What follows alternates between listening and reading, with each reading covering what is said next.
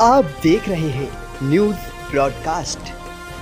नमस्कार, स्वागत है आप सभी का न्यूज़ ब्रॉडकास्ट में। मैं पुष्पा चौधरी। तो रुक करते हैं अब तक की ताज़ा खबरों की ओर। मुआवजा नीति न बनाने पर सुप्रीम कोर्ट की केंद्र को फटकार। जब तक आप कुछ करेंगे तीसरी लहर आकर बीत चुकी होगी। जी हाँ, उच्चतम न्यायालय ने कोरोना के कारण मृत व्यक्तियों से संबंधित मृत्यु प्रमाण पत्र जारी करने के प्रोसेस के लिए दिशा निर्देश जारी करने के उसके आदेश पर अमल के लिए केंद्र सरकार को 11 सितंबर तक का समय दिया था। दरअसल कोर्ट ने केंद्र को मुआवजा नीति बनाने के अलावा डेथ सर्टिफिकेट की मौत की सही वजह दर्ज करने की व्यवस्था बनाने के लिए भी कहा था। मामले में अब तक जवाब दाखिल न होने पर टिप्पणी करते हुए कोर्ट ने आज कहा कि आप जब तक कदम उठाएंगे तब तक तीसरी लहर भी आकर जा चुकी होगी। गौरतलब है कि शीर्ष अदालत ने गत 30 जून को अपने दिशा निर्देश में कहा था कि कोरोना के कारण जान गंवाने वाले व्यक्तियों से संबंधित मृत्यु डेथ सर्टिफिकेट जारी करने की प्रक्रिया को आसान बनाने के लिए एक तौर तरीका ढूंढे। अगस्त में की गई 15 लाख की नौकरियां, राहुल गांधी बोले रोजगार के लिए हानिकारक है मोदी सरकार। जी हाँ, कांग्रेस के पूर्व अध्यक्ष राहुल गांधी ने बेरोजगारी के बढ़ते आंकड़े पर चिंता जाहिर करते हुए मोदी सरकार को शुक्रवार को कटघरे में खड़ा किया है। तो वहीं और कहा है कि रोजगार सृजन की कोई पहल नहीं हो रही और युवाओं के भविष्य को लेकर इस सरकार की भूमिका अत्यंत ही निराशाजनक है। गांधी ने ट्वीट किया कि मोदी सरकार ने रोजगार के लिए हानिकारक है, वे किस भूमिका अत्यंत ही निराशाजनक है। गांधी ने ट्वीट किया कि मोदी सरकार ने रोजगार के लिए हानिकारक है, वे किसी भी प्रकार के मित्रहीन व्यवसाय या फिर रोजगार को बढ़ावा या सहारा नहीं देते, बल्कि जो इनके पास नौकरी है उसे भी छीन लेते हैं। देशवासियों से आत्मनिर्भरता का ढोंग अपेक्षित है, जनहित में जारी। उन्होंने CMIE की रिपोर्ट पर आधारित एक खबर भी पोस्ट की जिसमें कहा गया है कि अगस्त में इस बार 15 लाख लोगों को नौकरी से हाथ धोना पड़ा है। वायरल बुखार से हो रही मौतों पर प्रियंका गांधी ने योगी सरकार पर साधा निशाना। जी हाँ, कांग्रेस की यूपी प्रभारी महासचिव प्रियंका गांधी वाड्रा ने प्रदेश में वायरल बुखार के कारण 100 से अधिक लोगों की मौत होने पर गहरी चिंता व्यक्त करते हुए शुक्रवार को कहा कि राज्य सरकार स्थिति से निपटने के लिए ठोस कदम नहीं उठा रही है। प्रियंका ने ट्वीट कर कहा कि उत्तर प्रदेश में वायरल बुखार के कारण 100 से ज़्यादा लोगों की मौत की खबर है, इस पर तुरंत ध्यान देने की ज़रूरत है। तो वहीं प्रदेश सरकार के कुप्रबंधन के कारण कोरोना ने दूसरी लहर में ज़बरदस्त कहर मचाया है, लेकिन राज्य सरकार ने इससे कोई सबक नहीं लिया है। उन्होंने राज्य सरकार से वायरल बुखार को रोकने के लिए तत्काल ज़रूरी कदम उठाने का आग्रह करते हुए कहा कि वायरल बुखार के प्रभावित क्षेत्रों में तुरंत सभी संसाधनों को लगाना चाहिए और प्रभावितों को तत्काल स्वास्थ्य सुविधा उपलब्ध करानी चाहिए। इस संक्रमण को फैलने से रोकने के लिए सभी संभावित एहतियाती कदम भी उठाए जाने चाहिए। आंदोलन के नाम पर अराजकता की छूट देना राज्य के हितों के साथ खिलवाड़। जी हाँ, आंदोलन के नाम पर कुछ लोगों की अराजकता का दुष्परिणाम है कि लुधियाने के लॉजिस्टिक पार्क के बाद अब फिरोजपुर का साइलो भी बंद हो गया है। यह अजीब मनमानी है कि कुछ किसान ऐसे संस्थानों के बाहर कई माह से डटे हुए हैं और कामकाज नहीं होने दे रहे हैं। दुर्भाग्य की बात तो ये है कि ऐसा करके कुछ किसान केवल उस संस्थान व पंजाब की आर्थिकी को ही नुकसान नहीं पहुंचा रहे, बल्कि इसका खामियाजा राज्य के ही कई किसान व उद्यमियों को भी भुगतान करना पड़ रहा है। जिस तरह लुधियाना का लॉजिस्टिक पार्क बंद होने से वहां कार्यरत कई युवा बेरोजगार हो गए, उसी तरह फिरोजपुर का साइलो बंद होने से भी अनेक श्रमिकों का कामकाज छिन गया है। पंजाब विधानसभा का विशेष सत्र शुरू, कांग्रेस व आप ने जारी किया है व्हिप, बागी मंत्रियों पर है सबकी नज़र। जी हाँ, पंजाब विधानसभा का विशेष सत्र शुरू हो गया है। एक दिन में इस सत्र के हंगामे होने की संभावना है। कांग्रेस और आपने अपने विधायकों को व्हिप जारी किया है। सदन में कैप्टन अमरिंदर सिंह कैबिनेट के बागी मंत्रियों पर खासी निगाहें हैं। सदन की कार्यवाही शुरू होने के बाद सबसे पहले पिछले दिनों दिवंगत हुए राजनेता और हस्तियों को श्रद्धांजलि अर्पित की गई है। ये विशेष सत्र गुरु श्री तेग बहादुर जी के 400 साला प्रकाश उत्सव को समर्पित है। बता दें कि सीएम कैप्टन अमरिंदर सिंह पिछले दिनों विश्वास जताने वाले कैप्टन मंत्रियों तृप्त राजेंद्र सिंह बाजवा और सुखविंदर सिंह सरकारिया ने विधानसभा स्पीकर राणा केपी सिंह से मुलाकात की थी। एमपी दीपेंद्र हुड्डा का सरकार पर हमला, बोले हाईकमान को खुश करने के लिए किसानों पर हो रहा है लाठीचार्ज। जी हां, हरियाणा से राज्यसभा सांसद दीपेंद्र हुड्डा ने सरकार पर जमकर निशाना साधा है और इसी के साथ उन्होंने हरियाणा सरकार किसानों की आवाज़ को कुचलने के लिए बल का प्रयोग कर रही है, ऐसा कहा है। इसी के साथ उन्होंने कहा कि खट्टर सरकार सबसे बड़ी किसान विरोधी सरकार है। दीपेंद्र हुड्डा ने तल्ख शब्दों में कहा कि मैं उन अधिकारियों को कहना चाहता हूं जो अपने आकाओं को खुश करने के लिए ऐसे आदेश दे रहे हैं, उन्हें लिख कर देता हूं। सरकार आने जानी है, सरकारें बदलेगी। अगर वो संविधान और लोकतंत्र की मर्यादाओं को तोड़ते रहे तो उनको अपनी शब्दावली का हिसाब किताब देना पड़ेगा।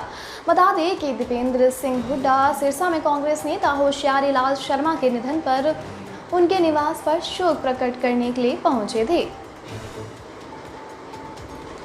पंजाब हरियाणा हाई कोर्ट का बड़ा आदेश, ऑनर किलिंग के मामले में जल्द ही निपटाए।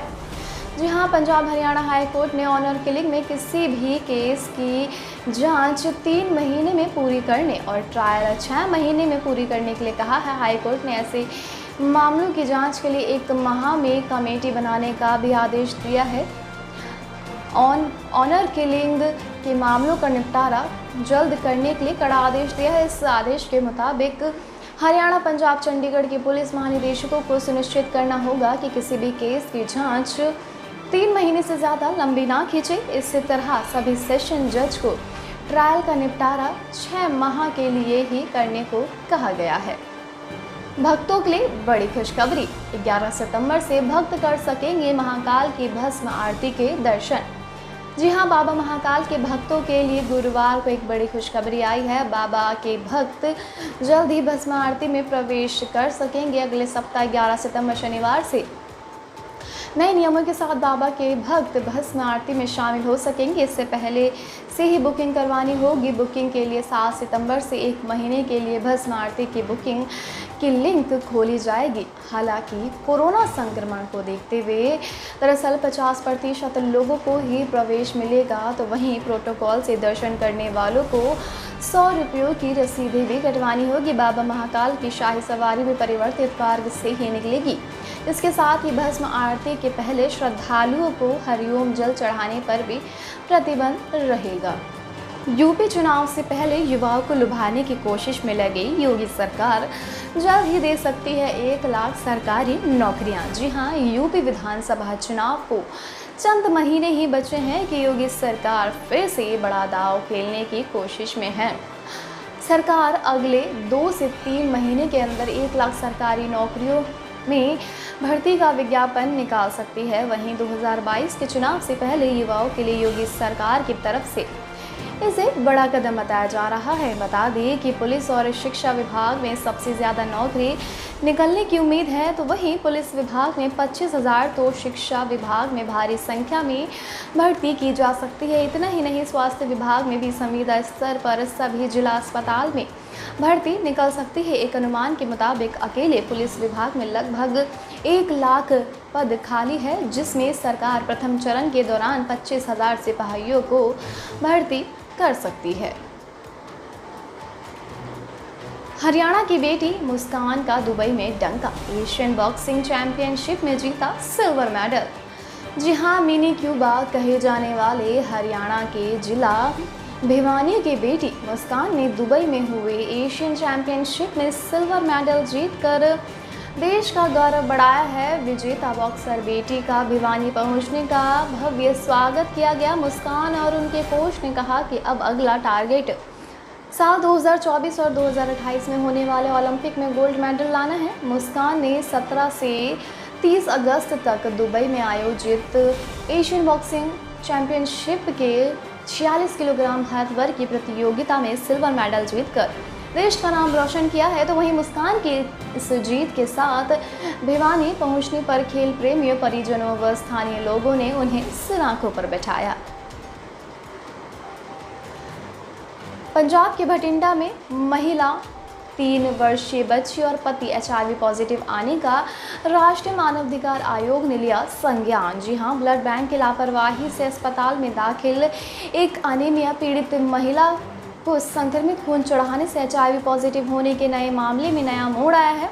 उसके HIV पॉजिटिव पाए जाने के करीब 1 साल बाद अब उसकी 3 साल की बच्ची और पति भी HIV पॉजिटिव मिले हैं। तो वहीं समाज सेवी संस्था नौजवान वेलफेयर सोसाइटी के अध्यक्ष सोनू महेश्वरी ने इसे लेकर राष्ट्रीय मानवाधिकार आयोग को शिकायत भेजी थी। आयोग ने इसका संज्ञान लेते हुए पूरे मामले में कार्यवाही अब शुरू कर दी है। ड्रग्स के बाद बंधक बनाने के केस में रामपाल बरी, दूसरी बार सबूतों पर संदेह ने कराया फायदा। जी हां, ड्रग्स केस के बाद अब रामपाल को हिसार की जिला कोर्ट ने सरकारी ड्यूटी में बाधा पहुंचाने व बंधक बनाने के केस से बरी कर दिया है। ऐसा पुलिस की लापरवाही के कारण हुआ है। लगातार दूसरी बार पुलिस द्वारा कोर्ट में पुख्ता सबूत पेश नहीं कर पाना और पेश किए गए सबूतों पर संदेह ने रामपाल का फायदा कराया। पुलिस द्वारा मामले में ऐसा कोई शिकायतकर्ता पेश नहीं कर पाना जिसको बंदी बनाया गया हो रामपाल के लिए फायदेमंद साबित हुआ। हालांकि सरकारी ड्यूटी में बाधा पहुंचाने के मामले में पुलिस की तरफ से 9 कर्मचारी बतौर गवाह पेश हुए, लेकिन पुलिस कोर्ट में रामपाल के खिलाफ उस समय जारी किया गया। सरकार का बड़ा दावा, खेती किसानी में पंजाब से आगे निकले हरियाणा, कृषि विकास दर हुई तिगुनी। जी हां, हरियाणा बीते 7 सालों में किसानी और सरकारी योजनाओं के क्षेत्र में पड़ोसी राज्य पंजाब से कहीं आगे है। हरियाणा की कृषि विकास दर पंजाब से तिगुनी है। तो वहीं मनोहर लाल सरकार ने अपने 7 साल के कार्यकाल में फल, सब्जियों और 11 फसलों को न्यूनतम समर्थन मूल्य यानी कि MSP बढ़ाकर खरीदा है। प्रदेश सरकार ने गुरुवार को आंकड़े जारी करते हुए ये दावा किया है। प्रदेश के कृषि विशेषज्ञों का मानना है कि हरियाणा के कृषि के मामले में प्रगति का बड़ा आधार राज्य सरकार की कृषि नीतियाँ है। पंजाब का कुल क्षेत्रफल व कृषि योग्य भूमि बेशक हरियाणा से कहीं ज़्यादा है। हरियाणा के MSP पर फसलें खरीदने के मुकाबले में पंजाब नज़दीक भी नहीं ठहरता है।